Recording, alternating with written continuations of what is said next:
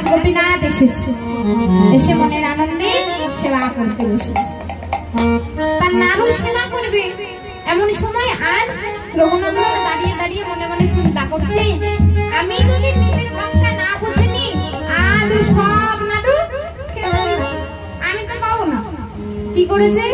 প্রভু সেবা করার আগে ওই নাড়ুর থালা থেকে একটা নাড়ু তুলে দিয়েছে, তুলে নিয়ে নিজে খাচ্ছে, এক কামড় দিয়েছে, হাতে এক কামড় নিয়ে বলছে, প্রভু শোনো গোপীনাথ, এত সুন্দর হয়েছে নাড়ুগুলো, কি বলবো তোমাকে, আমার বাবা এত সুন্দরী নাড়ু বানায়, তুমি খেয়ে দেখো, খাও না খাও। বলতে বলতে নিজের হাতে যে অর্ধেক নাড়ুটুকু আছে ওই নাড়ুটুকু প্রভুর বদনে নিয়ে দিয়েছে।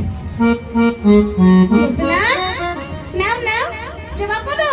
আরে আমি বলছি তো অনেক ভালো হয়েছে।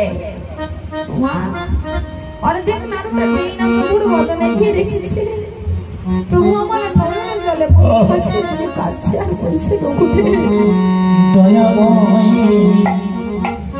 পরমন্ত এমন ভাবে কেউ কোনোদিন আমায় ভালোবাসে বাবা। প্রভু আমার যেমন এমন ভাবে নয়নে জলে বলে ভাসিয়ে দিয়ে কাঁদছে।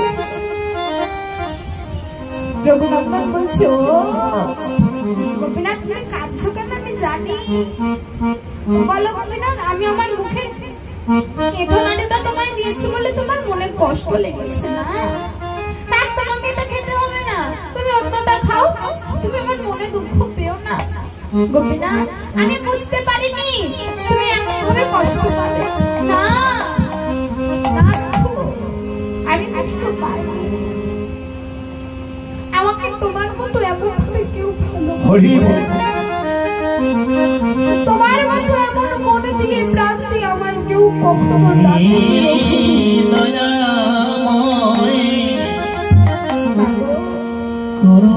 আজ মুকুন্দ দাস আমার পেছনে থেকে সবকিছু শুনতে পাচ্ছে।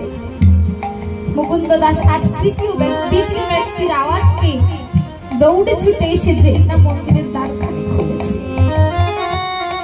প্রভু আমার বুঝতে পেরেছি গোপীনাথ আমার কি করেছি, আজ ওই অর্ধেক নাড়ুটা হাতে নিয়ে আবার মূর্তি ধারণ করে দাঁড়িয়ে পড়েছে। মুকুন্দ দাস প্রথম থেকেই রেখে আসছে আমার গোপীনাথকে অন্যভাবে, আজ কেমন ভাবে দর্শন করছে না অর্ধেক নাড়ু নিয়ে প্রভু।